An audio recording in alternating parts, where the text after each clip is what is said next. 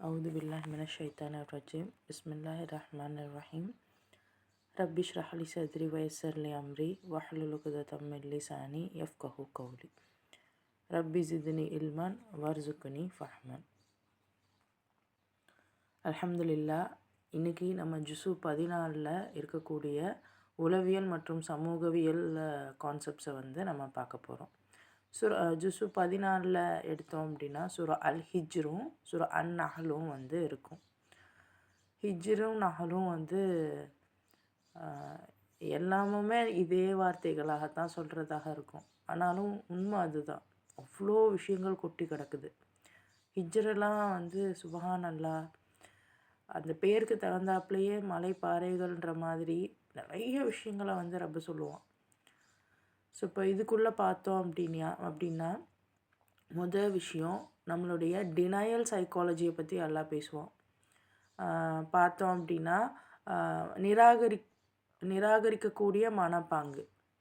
என்ன அது நிராகரிக்கக்கூடிய மனப்பாங்கு அப்படின்னா, இந்த மக்கள் நபி ஸல்லல்லாஹு அலைஹி வஸல்லம் உண்மையை சொல்லும்போது அவங்க மறுக்கிறாங்க. இல்லை இதெல்லாம் நாங்கள் முடியாது, ஏற்றுக்கொள்ள முடியாது. ஏன் இஸ்லாத்தை ஏற்றுக்கிறதுக்கு அவங்க மறுத்தாங்க அப்படின்னு பார்த்தீங்கன்னா, அவங்க இது நாள் வரைக்கும் கடைபிடித்து வந்த அந்த ப்ரெஸ்டீஜ், அந்த அந்த பெருமை, இதையெல்லாம் ஒரே நாளில் நபி ஸல்லல்லாஹு அலைஹி வஸல்லம் இனிமேல் இப்படி பண்ணாதீங்கிறாரு. அவ்வளோ நாள் நாங்கள் இப்படி தான் இருந்தோம், இப்போ அப்படி இருக்காதீங்கன்னு சொல்லும்போது ஏற்றுக்க மனசு வராது. இப்போ இவ்வளோ நாள் நம்ம முஸ்லீம்கள் தான் ரொம்ப நல்லவங்க, முஸ்லீம்கள் தான் சொர்க்கத்துக்கு போக போகிறோம் அப்படின்னு நம்ம நம்பிகிட்டு இருக்கோம்ல. ஆனால் ஒரு கட்டத்தில் யார் நல்லது செஞ்சாலும் அல்லாஹ் சொர்க்கத்துக்கு அனுப்புவான் அப்படின்னு நமக்கு தெரிய வரும்போது நம்ம மனசு ஏற்றுக்குதா? ஏற்றுக்காது. அது எப்படி இஸ்லாத்தில் அல்லாதவங்க சொர்க்கத்துக்கு போயிட முடியுமா அப்படிங்கிற ஒரு டிஃபென்ஸ் மெக்கானிசத்துக்குள்ளே நம்மளே வந்துடுவோம். ஆனால் உண்மை என்னென்னா, அல்லாஹ் உண்மையாளர்களையும் நீதியாளர்களையும் சொர்க்கத்தை அது என்ன வாஜிபாக்குறான். ஸோ யாருக்கு சொர்க்கம் நரகம் அப்படிங்கிறது அவனே அறிவான், நமக்கு தெரியாது. ஸோ எந்த ஒரு உண்மையுமே அதை நம்ம ஏற்றுக்கொள்ளும்போது நம்ம வாழ்க்கை மாறும். அந்த மாற்றத்தை ஏற்றுக்க மனசை ஒத்துக்காது. அதனால தான் உண்மையை நிராகரிக்கக்கூடியவர்களாக நம்ம பல இடங்களில் இருக்கோம். ஏன்னா உண்மை அப்படிங்கிறது நம்மளுடைய தற்பெருமையை உடைக்கும். நம்ம நம்ம நம்ம நினச்சிட்ருப்போம், நாம் தான் எல்லாத்துலேயுமே சிறந்தவங்க, நாம் தான் நல்லவங்க அப்படின்னு. ஆனால் உண்மை பார்த்தா எல்லாரையும் விட மோசமானவங்க நம்மளாகத்தான் இருப்போம். இதுதான் ரியாலிட்டி. அப்போது அதை ஏற்றுக்கிறதுக்கு மனசு வராது நமக்கு. ஸோ இதுதான் உண்மையை ஏற்றுக்காததுக்கு என்ன காரணம் அப்படின்னா நம்மளுடைய ஈகோ தான். ஸோ இது ரொம்ப முக்கியமான ஒரு விஷயம். ஸோ நம்ம நம்மளுடைய தவறுகளை ஒப்புக்கொள்ளாமல் காரணம் தேடக்கூடாது. ஸோ இது ரொம்ப ரொம்ப ரொம்ப முக்கியமான ஒரு விஷயம். என்ன ஒரு தப்பு யார் செஞ்சாலும் அதை நம்ம அக்செப்ட் பண்ணிக்கிறணும். மற்றவங்க அக்செப்ட் பண்ணிக்க மாட்றாங்களே, மற்றவங்க காரணம் சொல்கிறாங்களே, மற்றவங்க என்னையவே குறை சொல்கிறாங்களே, அப்போ அந்த இடத்துல என்னையவே குறை சொல்கிறாங்கன்னா என் மேலே என்ன மிஸ்டேக் இருக்குங்கிறத உணரணும்.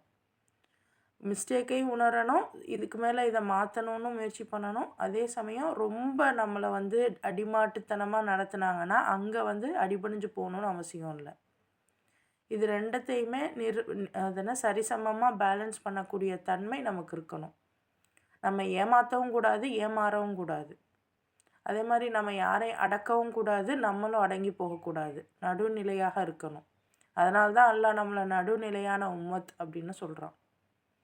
ஸோ உண்மையை ஏற்றுக்கொள்ள மனசு வராததுக்கான காரணம் இதுதான் அப்படிங்கிற மாதிரி அல்லாஹ் சொல்கிறான். ஸோ இந்த சைக்காலஜி ரொம்ப முக்கியமானது. ஸோ ஒரு விஷயம் சொல்லும்போது நமக்கு கோபம் வருது, ஏற்றுக்க மனசு வரல அப்படின்னா கொஞ்சம் நம்மளை மாற்றணும். ரெண்டாவது கான்செப்ட் பார்த்திங்கன்னா மன அமைதி மற்றும் ஆறுதல். இன்னும் அல்லாஹ் சொல்கிறான்,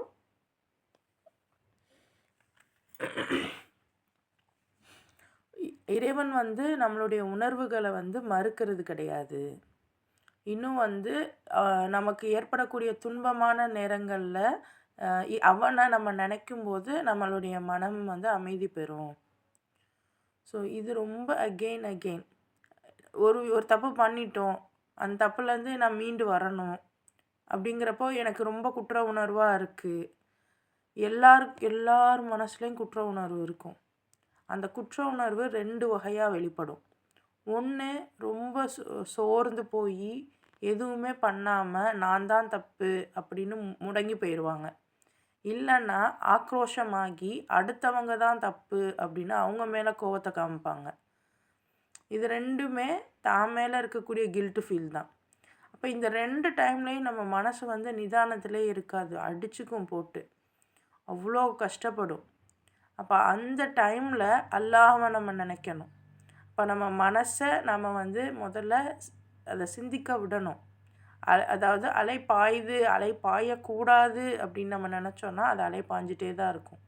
எப்படி கடல் அலையை வந்து நம்ம தடுத்து நிறுத்த முடியாதோ அந்த மாதிரி நம்ம எண்ணங்களை தடுத்து நிறுத்தவே முடியாது. ஆனால் அதை என்ன பண்ணலாம், கடல் அலை இவ்வளோ தூரம் போயிட்டு இப்படி வந்துடும்.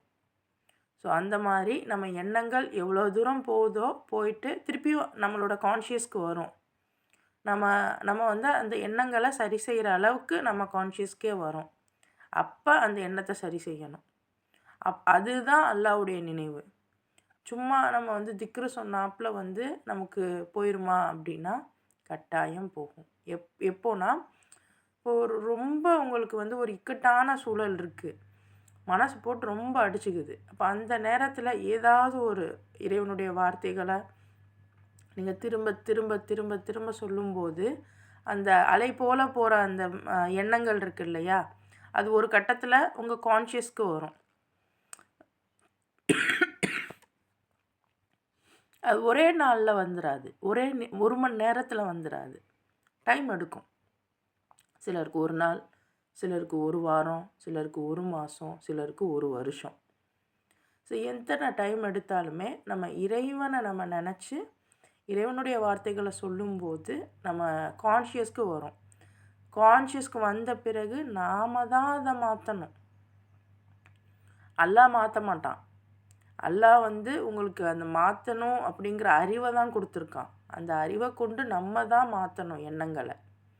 அப்போ ஒவ்வொரு இடத்துலையும் நம்ம சுய பரிசோதனை அப்படிங்கிறது ரொம்ப முக்கியம். ஸோ இதை பற்றியுமே ரப்பு பேசுவான். ஸோ மன அமைதி வேணும்னா நம்மளோட இமோஷன்ஸை நம்ம ரெகுலேட் பண்ணணும்.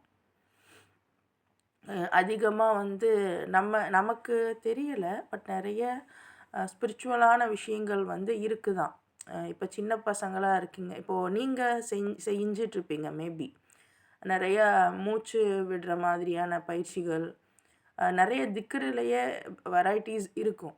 அது நீங்கள் செஞ்சுருப்பீங்க ஒரு கட்டத்தில், முன்னாடியோ அல்லது இப்போவோ. ஆனால் உங்கள் குழந்தைங்களுக்கு அதெல்லாம் தெரியுமான்னு பாருங்கள், தெரியாது. நான் வந்து அதிகமாக பார்த்துருக்கேன். எங்கள் அம்மா வந்து மூச்சை இழுத்து விட்டு ஏதோ துவா சொல்லுவாங்க. அந்த துவா எனக்கு சொல்லி கொடுத்ததில்ல. ஏன்னா எங்கள் அம்மா எனக்கு எல்லாமே தெரியும்னு நினச்சிருந்தாங்க. பட் அந்த மாதிரியான விஷயங்கள் எனக்கு தெரியாது. ஆனால் நான் சைக்காலஜி படிக்கும்போது, சைக்கோ தெரப்பி படிக்கும்போது அது ஒரு தெரப்பியாக இருக்குது.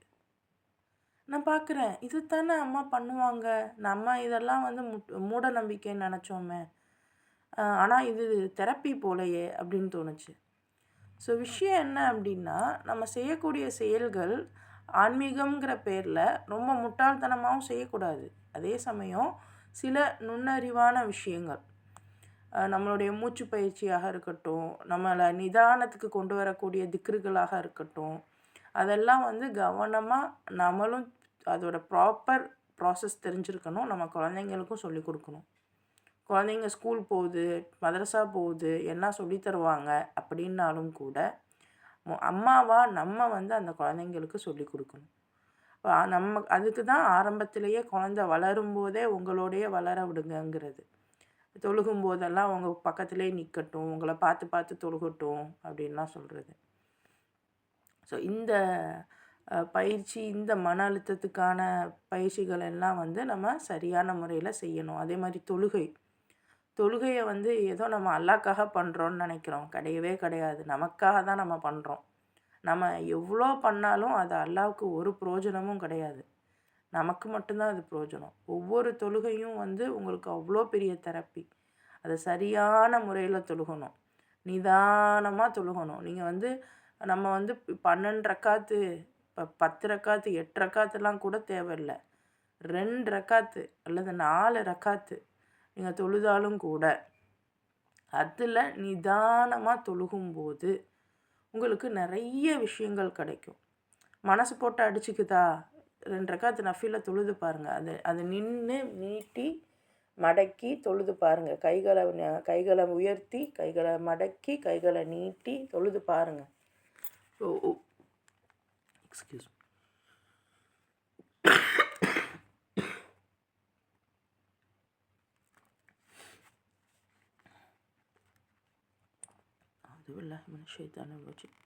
பிஸ்மில்லாஹிர்ரஹ்மானிர்ரஹீம்.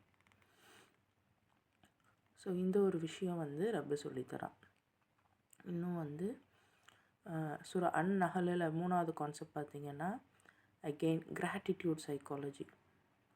இந்த கிராட்டிடியூடுங்கிறத எல்லா சைக்காலஜிக்கல் ஆஸ்பெக்ட்லேயுமே பேசுவாங்க. எங்கே நீங்கள் உளவியல் அப்படின்னு போனாவே கிராட்டிடியூடை பற்றி பேசாமல் இருக்க மாட்டாங்க. ஆனால் நம்மளை படைச்ச ரப்பு சொல்லித்தரான், கிராட்டிடியூட்னா என்னன்னு சொல்லித்தரான். நீங்கள் வந்து அல்லாஹ் நமக்கு கொடுத்த அத்தனை விஷயங்களையுமே வந்து நினச்சி பாருங்கன்னு சொல்லித்தரான்.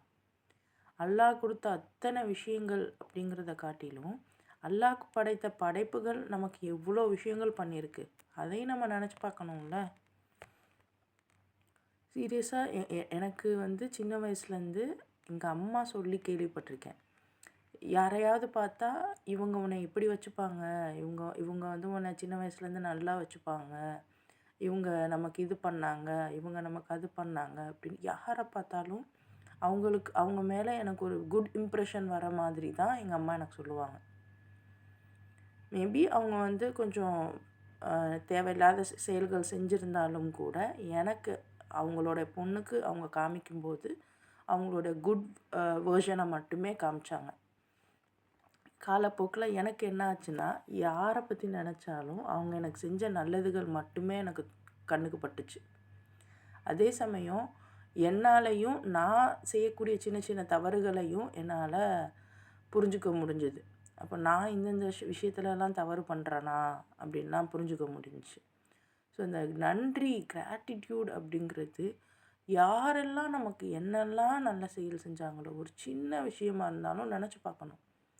அவங்க எனக்கு இது செஞ்சாங்கல்ல அப்படின்னு. அதை நான் வெளியே பெருமையாக கூட சொல்லணும். விச் மீன்ஸ் அவங்கள பற்றி பெருமையாக கூட சொல்லலாம். இவங்க எனக்கு இது பண்ணாங்க தெரியுமா.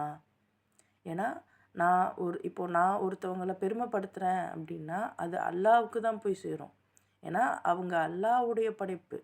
அவங்க அதுக்குன்னு பெருமைப்படுத்துகிறேன்ற பேரில் அவங்கள ரொம்ப தலைக்கணத்துக்கு கொண்டு போயிடக்கூடாது. ரொம்ப பெருமைப்படுத்தினாலும் தலைக்கணத்துக்கு கொண்டு போய் விட்டுரும். அந்தளவுக்கு போயிடக்கூடாது. அதே சமயம் அவங்க எனக்கு பண்ணதை நான் நினச்சி பார்க்கணும், நான் சொல்லி காமிக்கணும். இது வந்து நம்ம ஏற்றுக்க மறுத்தாலும் இது உண்மை தான். ஏன்னா அல்லாஹ் எவ்வளோ சொல்கிறான், நான் உங்களுக்கு எவ்வளோ பண்ணியிருக்கேன், நீங்கள் நினச்சி பார்க்க மாட்டிங்களான்னு கேட்குறான். அல்லாவை எப்படி நினைக்க முடியும்? அல்லாஹ் எனக்கு இதெல்லாம் தந்திருக்கான்னு நீங்கள் எப்படி நினைப்பீங்க? யார் தந்தாங்களோ, யார் மூலமாக அல்லாஹ் தந்தாங்களோ அவங்கள நினச்சாதான் உங்களுக்கு தெரியும். நம்ம நினப்போம், இன்றைக்கி நம்ம சொகுசாக இருக்கோம், அல்ஹம்துலில்லாஹ். இப்போ இந்த சொகுசாக இருக்கிறதுக்கு யார் காரணம்? அல்லாஹ் தான் காரணம்.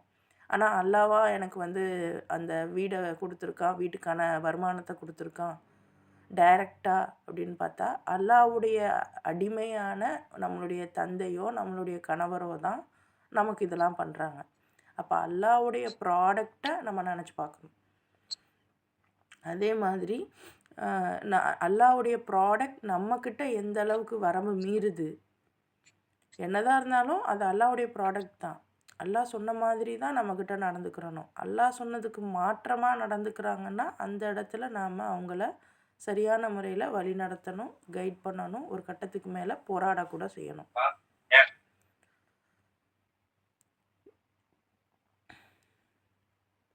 வாய்ஸ் கொஞ்சம் ஆஃப் பண்ணிக்கோங்க, ஏன்னா ரெக்கார்டில் இருக்குது அதான்.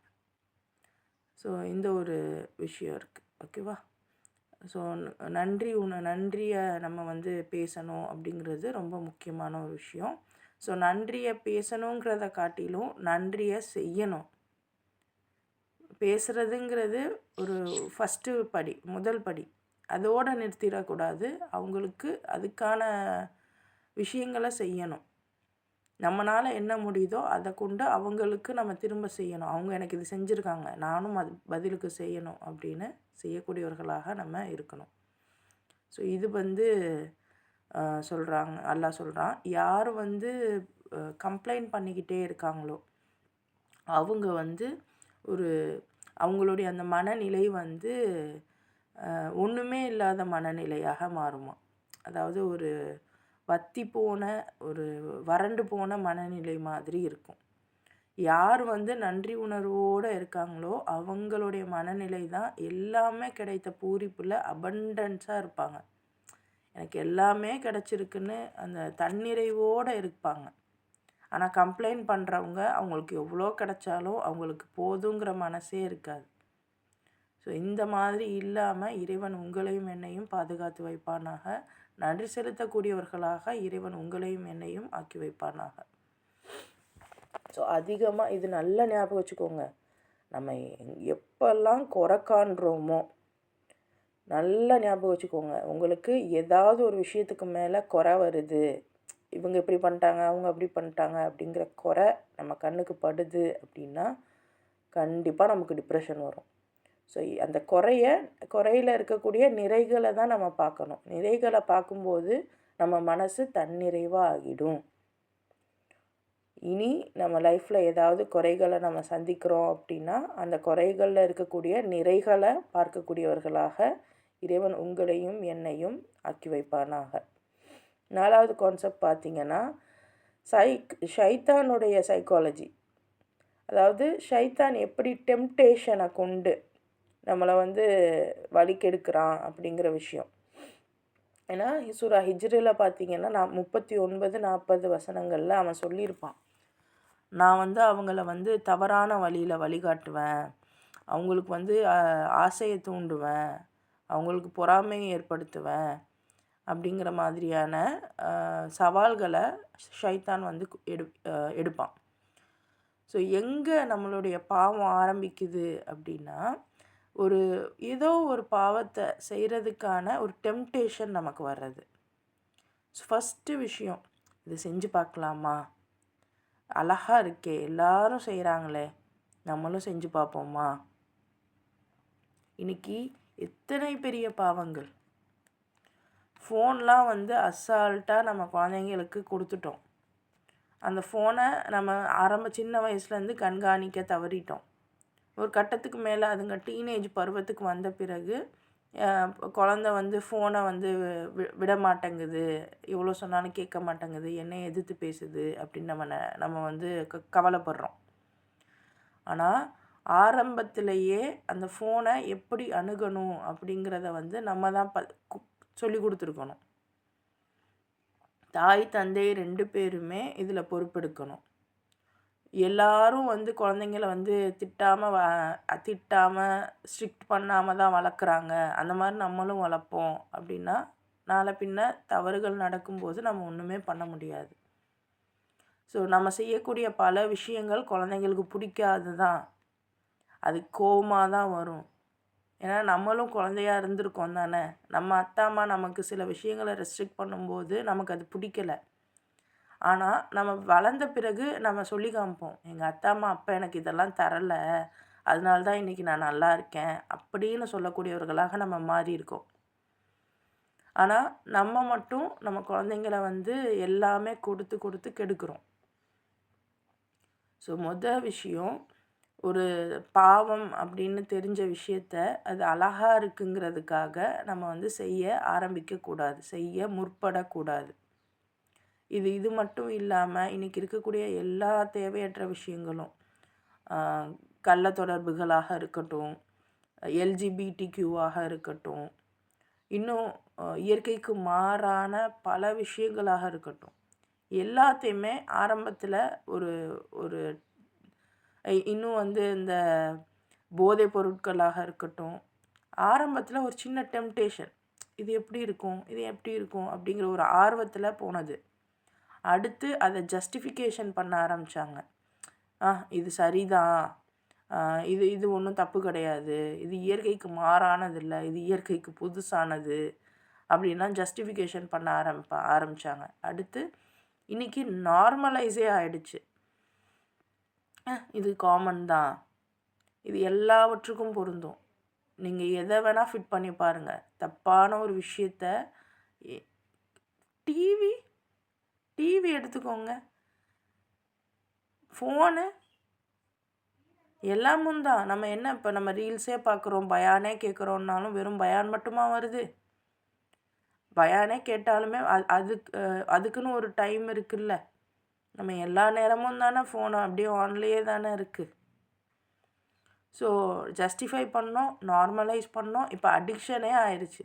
நம்ம அதுக்கு ரொம்ப அடிமையாகவே ஆயிட்டோம். இதுதான் ஷைத்தான் வந்து நமக்கு பண்ணக்கூடிய ஒரு ஒரு வழிகேடு. ஸோ எடுத்துக்காட்டு பார்த்திங்கன்னா, இன்றைக்கி ஒரே ஒரு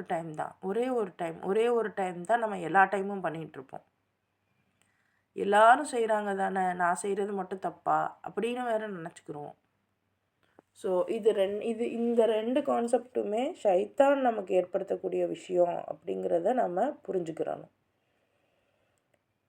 சரி, இப்போ இதுக்கான தீர்வுகள்லாம் என்ன அப்படின்னு பார்த்தீங்கன்னா, நீங்கள் அந்த ஒவ்வொரு சூறாக்களையுமே தொடர்ந்து பார்த்தீங்கன்னா தீர்வுகள் இருக்கும் இன்ஷா அல்லாஹ். ஸோ அடுத்த கான்செப்ட் பார்த்தீங்கன்னா, சமூக நிராகரிப்பு பொருளாதார அமைப்பு ரொம்ப முக்கியம். ஸோ சமூகம் நிராகரிப்பு இல்லை, சிவிலைசேஷன். ஸோ ஒரு சிவிலைசேஷன் அப்படிங்கிறது, ஒரு நாகரிகங்கிறது எதை மையப்படுத்தியதாக இருக்கும் அப்படின்னா, ஃபினான்ஷியல் ஸ்ட்ரக்சரை தான் மையப்படுத்தியதாக இருக்கும். ஸோ எல்லாருமே ஒரு சமூகத்தில் இருக்கோம் அப்படின்னா, அங்கே உள்ள ஒவ்வொருத்தருமே அவங்கவுங்களுடைய பங்கை வந்து அந்த சமூகத்துக்கு செஞ்சு தான் ஆகணும். ஸோ இது பார்த்திங்க அப்படின்னா, குடும்பம் மட்டும் நம்ம இருக்கக்கூடாது. என் குடும்பத்துக்கு நான் எல்லாம் செய்கிறேன், என் குடும்பத்தை நான் பார்த்துக்கிறேன், என் பிள்ளைய நான் பார்த்துக்கிறேன். நல்லா யோசிச்சு பாருங்கள். உங்கள் பிள்ளைய துணி துவைக்க விடாமல், வீட்டை பெருக்க விடாமல், சாப்பிட்ட சாப்பாடை கூட தட்டை கூட எடுத்து வைக்க விடாமல் நீங்கள் பொத்தி பொத்தி வளர்ப்பீங்க. நாளைக்கு அதே புள்ள தான் சமூகத்துக்கு போய் எல்லாமே செய்யும். அது செய்யலைன்னா சமூகம் அதை வந்து திட்டும். அது செஞ்சிச்சு அப்படின்னா ரொம்ப அடிமையாக போயிடும். ஒரு சரியான நிலைப்பாடுக்கு அந்த குழந்தையால் இருக்க முடியாது. அப்போ அதுலேருந்து பாதுகாக்கணும் அப்படின்னா, உங்கள் வீடுகள்லையே கரெக்டாக அந்த குழந்தைய வந்து வளர்த்தெடுக்கணும். பையனுடைய ரெஸ்பான்சிபிலிட்டி, பையனுக்கும் வேலைகள் சொல்லி பழக்கணும், பொண்ணுக்கும் வேலைகள் சொல்லி பழக்கணும். இது வீட்டிலேருந்து ஆரம்பிக்கும். சமூகத்தில் எப்படி நடந்துக்கிறணும். இன்றைக்கெல்லாம் ஈஸியாக யாராவது ஒன்று அடித்தா திரும்ப அடிச்சிரு அப்படின்னு சொல்லித்தரோம். தெரியாமல் கைப்பட்டுட்டாலும் திரும்பி அடிக்க முடியுமா? அவங்க தெரியாமல் நம்மளை அடிச்சிட்டாங்க, அந்த சின்ன பிள்ளைய தெரியாமல் அடிச்சிருப்பாங்க, அதுக்கெல்லாம் திருப்பி அடிக்க முடியுமா? அப்போ யாராவது நம்மளை அடித்தா அடிக்காதீங்கன்னு சொல்லி பழக்கணும், தடுக்க சொல்லி கொடுத்து பழக்கணும். அதை விட்டுட்டு அடித்தா அடிங்கன்னு சொல்லக்கூடாது. ஒன்று நம்ம எப்படி சொல்லித்தரோம், யாராவது அடித்தா திருப்பி அடி அப்படிங்கிறோம், இல்லைனா யாராச்சும் அடித்தா அம்மாட்ட வந்து சொல்லுங்கிறோம். வந்து சொன்னோன்னா நம்ம போய் சண்டைக்கு நிற்போம். ஆனால் அந்த குழந்தையவே அதை ஃபேஸ் பண்ண வைக்கிறோமா? நீங்கள் விளையாட்டில் வாங்காத அடியா? எவ்வளோ உளுந்து மண்டெல்லாம் உடஞ்சிருக்கும். ஆனால் நம்ம குழந்தைக்கு எதுவும் அடிப்படக்கூடாது. என் குழந்தை இங்கிட்டு கூட இப்படி கூட உளுந்துடக்கூடாது. உழுகாமல் எப்படி அந்த பிள்ளை வளரும்? ஏன் இதை ஃபேமிலிக்குள்ளே நான் சொல்கிறேன்னா, அப்போ தான் சொசைட்டிக்குள்ளே அது உழுவும்போது அது எந்திரிக்கும். இல்லைனா சொசைட்டிக்குள்ளேயே போக தெரியாமல் உள்ளுக்குள்ளேயே மாட்டிக்கும் குழந்த. ஏன்னா ஒரு குழந்தைங்கிறது இறைவன் நமக்கு கொடுத்த அமானிதம். அதை சரியான முறையில் வளர்த்து எடுத்து நான் வெளியே அனுப்பணும். பொம்பளை பிள்ளை தானே, இன்னொரு வீட்டுக்கு கட்டி கொடுத்துட்டா வேலை முடிஞ்சுச்சு. கட்டி கொடுத்து அங்கே போய் அது ஒழுங்காக நடந்துக்கிறணும், அங்கே போய் பொறுப்பாக இருக்கணும். பொறுப்புங்கிறது வேற, அதிகாரங்கிறது வேற, அடிமையாக போகிறதுங்கிறது வேற. நீங்கள் அதிகாரம் செஞ்சால் தான் உங்களை யாருக்கும் பிடிக்காது. அடிமையாக போனால் ஈஸியாக உங்களை ஏறி மிதிச்சிருவாங்க. ஆனால் பொறுப்போடு இருந்தீங்கன்னா எல்லா நல்லது கெட்டதுகளும் உங்களை சுற்றியே அமையும். அதுக்கு நீங்கள் தயாராக இருக்கணும். அதுக்கு உங்கள் குழந்தைங்கள நீங்கள் அந்த மாதிரி பொறுப்புதாரிகளாக வளர்த்தெடுக்கணும். அப்போ இங்கேருந்து ஆரம்பிக்குது. ஸோ இந்த பொறுப்புங்கிறது சமூகத்துலேயும் வரணும். ஸோ அந்த குழந்தை ஏதாவது ஒரு பிஸ்னஸ் பண்ணுது, படிக்குது, வேலைக்கு போகுது, எது பண்ணாலும் நீதியாக இரு, நியாயமாக இரு, ஒழுக்கத்தோடு இரு. இந்த ஒரு கான்செப்டை அதுங்களுக்கு புரிய வச்சுருக்கணும். நான் ஒரு வேலைக்கு போகிறேன், ஒரு கடை வச்சுருக்கேன், ஏதோ ஒன்று, பொய் சொல்லக்கூடாது. எங்கள் அம்மா எனக்கு சின்ன பிள்ளையிலேருந்து சொல்லி வளர்த்துட்டாங்க. பொய் சொல்லவே விட மாட்டாங்க. அப்படின்னா அது பெருசானாலும் பொய் சொல்லாது. திருடக்கூடாது. அம்மா ஆரம்பத்திலேயே ஒரு சின்ன ஏதாவது எடுத்துகிட்டு வந்தால் கூட அம்மா பேசியிருக்காங்க, அம்மா திட்டியிருக்காங்க, அம்மா நல்லது சொல்லி கொடுத்துருக்காங்க. அப்போ நான் திருட மாட்டேன், நான் யாரையும் ஏமாற்ற மாட்டேன், அம்மா சொல்லி கொடுத்துருக்காங்க. இது மாதிரி நல்ல செயல்கள், கெட்ட செயல்கள் செய்யாமல் இருக்கிறதுக்கும் யார்கிட்டையும் நான் நல்ல முறையில் தான் பேசுவேன். ஏன்னா எங்கள் அம்மா அப்படி தான் எனக்கு சொல்லி கொடுத்துருக்காங்க. அப்படிங்கிற மாதிரி நல்ல செயல்களையும் நம்மக்கிட்ட இருந்து தான் நம்ம பிள்ளைகள் எடுக்கும். நல்ல ஞாபகம் இருக்குது. சின்ன வயசில் எங்கள் அம்மா, நான் யாரையோ வா போன்னு சொன்னேன். வா போ சொல்லக்கூடாது, வாங்க போங்கன்னு தான் சொல்லணும் அப்படின்னு ஒரு வார்த்தை சொன்னுச்சு. எனக்கு இன்றைக்கி இவ்வளோ வயசாகியும் அந்த வார்த்தை இன்னும் கேட்டுகிட்டே இருக்குது. அப்போ அந்த மாதிரி பெற்றவங்க நீங்கள் சொல்கிறது என்ன நல்லது சொன்னாலுமே அந்த பிள்ளைங்களுக்கு மனசில் பதியும். சொல்கிற விதத்தில் சொல்லணும். திட்டிக்கிட்டே சொன்னால் புரியாது, பிடிக்காது. பொறுமையாக சொன்னால் புரியும், பிடிக்கும். பொறுப்பை நீங்கள் கொடுக்க ஆரம்பிங்க. கொடுக்க ஆரம்பிச்சிங்கன்னா பிள்ளைங்க பொறுப்பெடுத்து செய்யுங்க.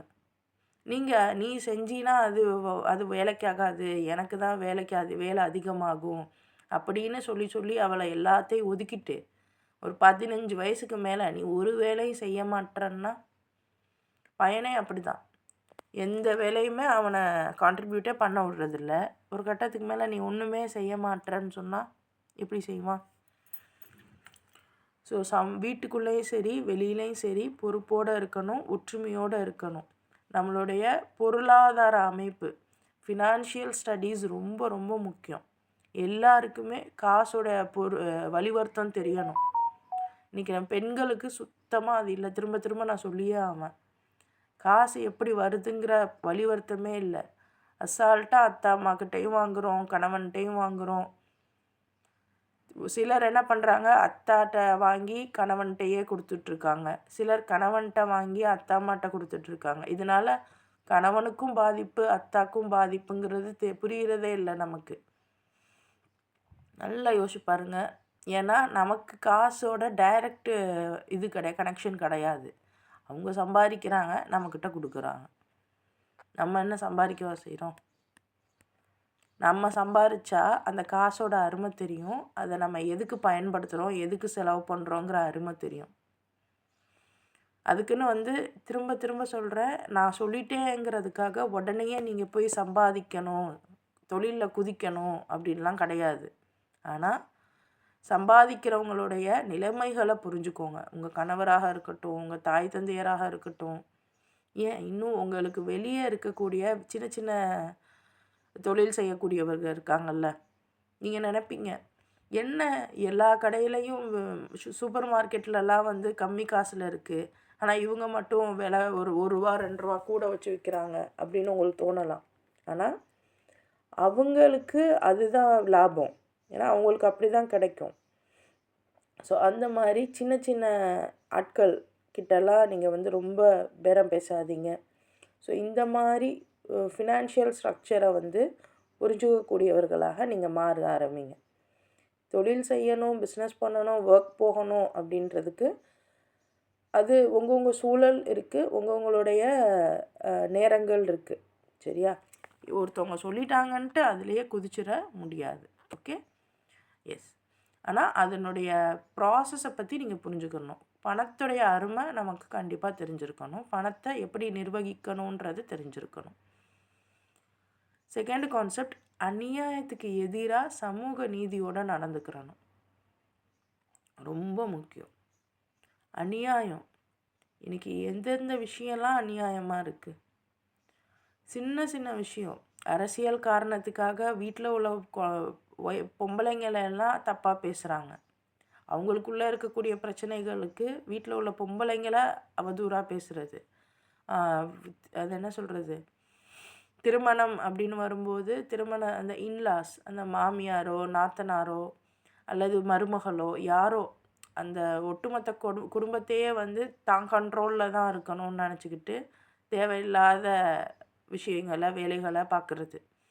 இன்னும் கரப்ஷன்ஸ், வீட்லேயும் சரி வெளியிலையும் சரி. ஒரு பொருளை வாங்குறேன்னு சொல்லிட்டு அதுக்கான 7 மடங்கு விலையை வச்சு நம்ம ஏமாத்துறது. ஸோ இந்த மாதிரியுமே அது வீட்டுக்குள்ளேயும் சரி தான். வீட்டுக்குள்ளே ஒரு பங்கு இருக்குது அப்படின்னா அந்த பங்கை சரியான முறையில் நம்ம கொடுக்கக்கூடியவர்களாக இருக்கணும். அந்த பங்குகள் எல்லாம் நானே எடுத்துக்கக்கூடாது. ஸோ இது எல்லா இடத்துலையுமே பொருந்தும். ஸோ இதையுமே ரப்பு சொல்லித்தரான். நியாயமாக நடந்துக்கோங்க, அநியாயத்துக்கு எதிராக நீங்கள் சமூக நீதமாக நடந்துக்கோங்க. எவ்வளோ பிரச்சனைகள் நம்மளை சுற்றி போகுது. எவ்வளோ பேர் வீட்டெல்லாம் காலி பண்ணுங்க, ஏர்போர்ட்டு கட்டணும்னு சொல்கிறாங்க, அதுக்கு போராடிக்கிட்டு இருக்காங்க. எத்தனையோ பேர் இவ்வளோ நாள் தெருவை கூட்டி இவ்வளோ மோசமான தெருக்களை எல்லாம் க்ளீனாக வச்சுக்கிட்டு இருந்தவங்கள திடீர்னு நீங்களாம் வேலையை விட்டு போங்க, எல்லாமே ப்ரைவேட்டுக்கு போகுது அப்படிங்கிறாங்க. இப்படி எக்கச்சக்கமான பிரச்சனைகள் நம்மளை சுற்றி போயிட்டுருக்கு. அதே சமயம் இந்த சோஷியல் மீடியா சொல்கிறத நீங்கள் முழுக்க நம்பவே நம்பாதீங்க. அந்தளவுக்கு மோசமான டாக்ஸிக்கான விஷயங்களை தான் நமக்கு போதிக்குது. ஸோ அதனால் அதுலேருந்து மீண்டு நியாயமாக நம்ம நடந்துக்கிறணும். அநியாயத்துக்கு எதிராக சமூக நீதியோடு நம்ம நடந்துக்கிறணும். அடுத்து 3வது கான்செப்ட் பார்த்திங்கன்னா ஒப்பந்தம், ட்ரஸ்ட்டு, சோஷியல் கான்ட்ராக்ட். சூரா நஹ்லில் 91வது வசனத்தில் அல்லாஹ் சொல்கிறான், உங்கள் உடன்படிக்கைகளை நீங்கள் நிறைவேற்றுங்க. அந்த ஒப்பந்தம், சோஷியல் ட்ரஸ்ட்டு அது ரொம்ப முக்கியம். குப்பையை இங்கே போடாதீங்கன்னா போடக்கூடாது, நீட்டாக வைங்க அப்படின்னா நீட்டாக இருக்கணும். நான் என் வீடு நீட்டாக இருக்கும், என் வாசல் நீட்டாக இருக்கும், அந்த குப்பையை கொண்டு போய் நான் பக்கத்து வீட்டு வாசலில் போய் தள்ளி விட்டுட்டு வந்துடுறது. இல்லைனா என் வீட்டை நான் கூட்ட மாட்டேன், பக்கத்து வீட்டு பிள்ளை கூட்டும். வாசலில் நான் கூட்ட மாட்டேன், பக்கத்து வீட்டு பிள்ளை கூட்டும். ஆனால் இதெல்லாம் நல்ல பழக்கம் தெரியுமா? கட்டாயம் உங்கள் குழந்தைங்கள்லாம் வீடு வாசல்லாம் கூட்ட வைங்க. அது ரொம்ப ரொம்ப நல்ல பழக்கம். இன்றைக்கி நிறைய குழந்தைங்களுக்கு அதுவே தெரிய மாட்டேங்குது. ரொம்ப கஷ்டமாக இருக்குது. நம்மளை விட இன்னும் மற்ற சமூகத்து பிள்ளைகளெல்லாம் ரொம்ப ஆரோக்கியமாக இருக்குது, சுறுசுறுப்பாக இருக்குது. அதே சமயம் நல்ல நிலைமைகள்லையும் இருக்குது. கம்பேர் பண்ணி பார்க்கையில் என்னன்னு பார்த்தா அதுங்க ஆரம்பத்துலேருந்தே பொறுப்போடு வளருது. ஆனால் நம்ம எல்லாத்தையுமே என் பிள்ளை படிக்குது, என் பிள்ளை இது பண்ணுது அப்படின்னு எந்த வேலையும் பிள்ளைகிட்ட வாங்காமல் விட்டு கடைசியில் நம்ம பிள்ளை ரொம்ப நம்மளை மீறி இருக்குங்க. உண்மைதான். ஸோ அதிக அளவில் குழந்தைங்கள வேலை செய்ய சொல்லி பழக்குங்க. எடுத்தோடனே மிரட்டுனா யாரும் செய்ய மாட்டாங்க. பழக்கணும். வாமா நான் செய்கிறேன், நீயும் செய்கிறியா, என் கூட சேர்ந்து செய்கிறியா அப்படி சொல்லி கேட்ட ஆரம்பிக்கணும். நீ போய் செய் அப்படின்னா செய்யாது. ஏன்னா அதை ஆரம்பத்திலே நம்ம பழக்கலை. அப்போ இப்போ அப்படியே ஃப்ரெண்ட்லியாக கூப்பிட்டு நம்ம செய்யணும். ஏன் நான் வீட்டிலேருந்து ஆரம்பிக்க சொல்கிறேன்னா, வீட்டில் செய்யக்கூடிய உடன்படிக்கைகளை தான் நம்ம சமூகத்துலேயும் செய்வோம். ஸோ வீட்டில் நம்ம எந்த பொறுப்பும் எடுத்துக்காமல் எந்த ஒரு கான்ட்ராக்டும் இல்லாமல் இருந்தோன்னா வெளியேயும் பெருசாக கான்ட்ராக்டு பொறுப்புலாம் எடுத்துக்க மாட்டோம். அதே மாதிரி நம்ம நம்ம வாக்கு கொடுக்குறோம், இது பண்ணுறேன் இது பண்ணுறோம் அப்படின்னு, அதை காப்பாற்றணும். இது தனி மனிதனுக்கு மட்டும் இல்லை, அரசியலுக்கும் தான். எல்லாம் அரசியலை தான் அதிகமாக பேசுவான். ஸோ இது கவர்மெண்ட் அஃபீஷியலுக்கு ரப்பு சொல்கிறான், உண்மையாகவே இது இஸ்லாமிக் ஆட்சியாக இருந்தால் கவர்மெண்ட் அஃபீஷியலுக்கு இது நீங்கள் சொல்ல காப்பாற்றுங்க, அவங்கக்கிட்ட நீதமாக நடந்துக்கோங்க. அதே மாதிரி எல்லாரும் எந்த வகையான கொள்கையையும் ஏற்றுக்கொள்ளலாம். ஸோ ஸ்பிரிச்சுவலாக அவங்க வந்து அவங்களுடைய விஷயங்களில் நம்ம தலையிடக்கூடாது, ஃபோர்ஸ் பண்ணவும் கூடாது. ஸோ இது ரொம்ப முக்கியம். ரீசன்ட் டைமில் வந்து வேறு மதத்துலேருந்து நம்ம மதத்துக்கு மாறின சகோதரி கூட என்கிட்ட ஒரு விஷயம் சொன்னாங்க. நான் மாறிட்டேன் தான், நான் இப்போ படிக்க தான் போகிறேன், ஆனால் என்கிட்ட வந்து தொடர்ந்து வந்து நீங்கள் முன்னாடி அப்படி செஞ்சீங்கல்ல, அதெல்லாம் இவ்வளோ கேவலம் தெரியுமா அப்படின்னு பழசையே எனக்கு சொல்லி சொல்லி காமிக்கிறாங்க. எனக்கு இப்போ ரொம்ப ஹர்ட் ஆகுது, நான் ஏன் தான் இப்போ மாறினேனோ அப்படின்னு தோணுது அப்படின்னு சொல்லக்கூடியவர்களாக நான் பார்த்தேன். அப்போ விஷயம் என்னென்னா, யார் எந்த கொள்கையில் இருக்காங்களோ அது இருந்துக்கிறட்டும். மாறி வரும்போது அல்ஹம்துலில்லாஹ் அவங்களுக்கான நற்போதனைகளையும் அல்லாஹ் சொல்லி கொடுத்த விஷயங்களையும் நம்ம சொல்லி தருவோம். அதை விட்டுட்டு அவங்கள்ட்ட போயிட்டு நீங்கள் அதை பண்ணாதீங்க, இதை பண்ணாதீங்க அப்படின்னு அவங்கள வந்து இழிவுபடுத்துகிற மாதிரியும் மட்டம் தட்டுற மாதிரியும் வந்து நம்ம பேசக்கூடாது. ஸோ இது வந்து ஒரு ரொம்ப முக்கியமான ஒரு விஷயம். ரெஸ்பெக்ட்ஃபுல்லான கம்யூனிகேஷன், மரியாதையான வார்த்தைகள் தான் நமக்கு அமைதியை ஏற்படுத்தும். ஸோ இந்தந்த விஷயங்கள் தான் வந்து ரப்பு சொல்லித்தரான். இப்போது டோட்டலாக நமக்கு வந்து சைக்காலஜிக்கலாக டினையல் மெக்கானிசம் பார்த்தோம், கிராட்டிடியூட் மைண்ட் செட் பார்த்தோம், இமோஷ்னல் ரெகுலேஷன் பார்த்தோம், டெம்டேஷன் சைக்காலஜி பார்த்தோம். சோஷியாலஜிக்கலாக பார்த்தோம் அப்படின்னா justice system, social trust, collective responsibility, அப்புறம் எத்திக்கல் எக்கனாமி. ஸோ ஃபினான்ஷியல் சப்ஜெக்டும் வந்து பார்த்தோம். ஸோ இந்தந்த விஷயங்கள்லாம் வந்து ஜுசு 14 சாராம்சங்களாக இருக்குது.